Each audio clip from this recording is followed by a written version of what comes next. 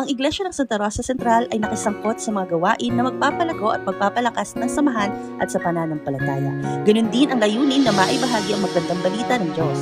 Ang mga activities na ginawa katulad ng evangelism, social activities, trainings, and community outreach. Nitong February ay nagkaroon kami ng cooking activity kung saan naggrupo-grupo at nagawa ng mga masasarap na healthy meals na siya rin namang pinagsalu-saluhan. Through this activity, nailabas ang galing sa pagluluto at makikita ang bonding at teamwork ng bawat grupo.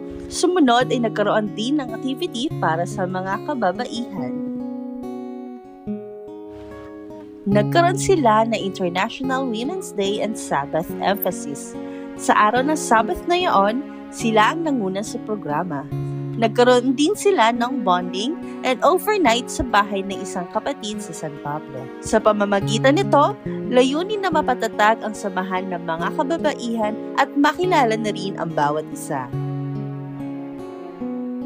Sumunod din ang programa ng mga kabataan, Global Youth Day and Global Children's Day, na sa loob ng isang linggo, ang mga kabataan ay nagbigay ng mga mensahe na magpapalakas sa spiritual life ng bawat isa.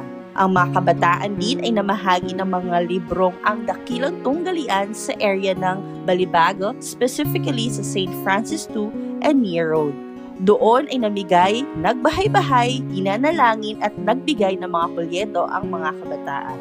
Ito ay invitation for the upcoming crusade sa Revelation of Hope.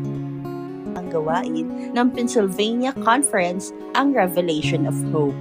Gabi-gabing nagbigay ng mga lectures tungkol sa kalusugan at pang-spiritual na pagkain. Sa huling araw ng crusade, marami ang tumanggap kay Kristo bilang kanilang personal na tagapagligtas sa pamamagitan ng bautismo.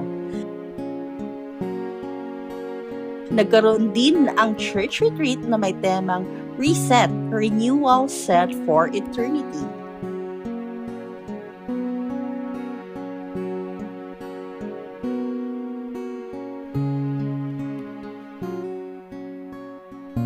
We also have trainings for our youth, the Pathfinderings, the next generations of leaders.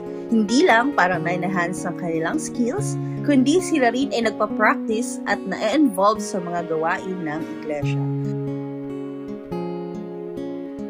Next ay ang Vacation Bible Experience. Sa pangunguna ng Children's Ministries and Pathfinderings, tinuruan ang mga kabataan na mula sa Katakis, Zavalia and Zeramir ng iba't ibang kwento ng tungkol kay Jesus. Nagsagawa din tayo ng Week of Prayer. Nandyan ang Family Week of Prayer, Children's Week of Prayer, and Stewardship Week of Prayer. Natutunan natin na ang mga testimonies ay hindi lamang sa salita. Ito ay kailangan ding ipamuhay ng may kabaitan, pagiging matapang sa paggawa ng tama at pagbabahagi ng pag-ibig ni Jesus sa bawat pagkakataon. Nagkaroon din ng induction ng Master Guides nito lang October. It serves as a comprehensive training programs that equips participants with essential skills in leadership, personal development, and spiritual growth.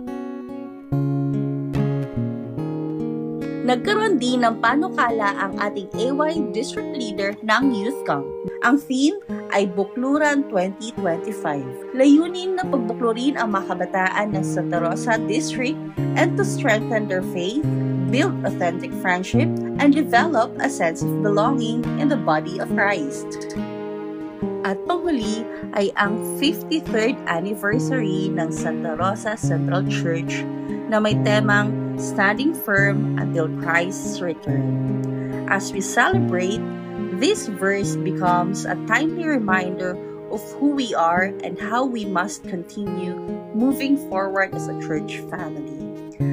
As God has been faithful for the past years, may we now commit ourselves to being a church that is alert in the Spirit, grounded in the Word, bold in mission, and strong in the Lord. As we end, we want you to read 1 Corinthians 16:13. It says, "Keep your eyes open, hold tight to your conviction, give it all you've got, be resolute, and love without stopping." Thank you everyone and happy Sabbath. God bless.